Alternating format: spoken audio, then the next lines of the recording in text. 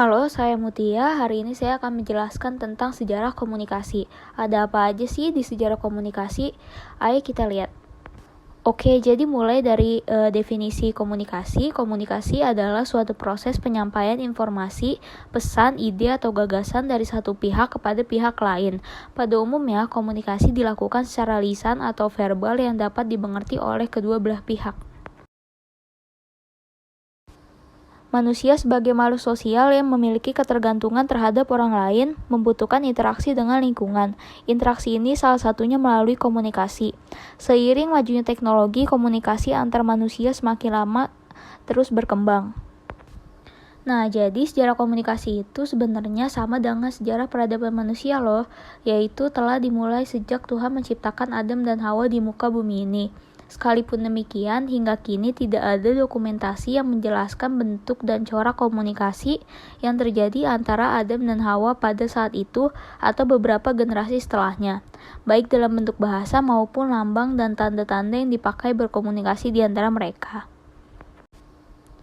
Dan sejarah komunikasi dibagi menjadi 3 periode, yaitu masa prasejarah, masa sejarah, dan masa modern. Nah, yang pertama itu ada komunikasi di masa prasejarah. Di zaman prasejarah, manusia purba berkomunikasi melalui informasi di dinding-dinding gua. Mereka menceritakan pengalaman berburu dan binatang buruannya. Mereka melukis untuk mewakili berbagai hal yang hendak dikatakan. Obrolan di antara manusia masih sebatas dengusan bahasa isyarat dan gerakan tangan. Dan ini ada contoh lukisan di gua yang digunakan manusia purba untuk berkomunikasi dan bercerita. Nah, selanjutnya ada komunikasi di masa sejarah yang berlangsung dari 3000 sebelum Masehi sampai 1400 Masehi. Di masa sejarah, teknologi komunikasi berevolusi menjadi lebih baik. Proses menggambar di dinding gua masih berlangsung, namun berkembang lagi caranya dengan menggunakan simbol, seperti pada kehidupan bangsa Sumeria memakai huruf piktograf di era 3000 sebelum Masehi. Lalu, periode 2900 Masehi muncul huruf hieroglif oleh bangsa Mesir kuno. Di tahun 1570 sampai 1045 sebelum Masehi, sistem menulis ikut berkembang pada masa dinasti Shang di China. Masuk ke masa tahun 500 sebelum Masehi, bangsa Mesir kuno memakai pohon papirus sebagai kertas. Serat papirus ditulisi berbagai informasi.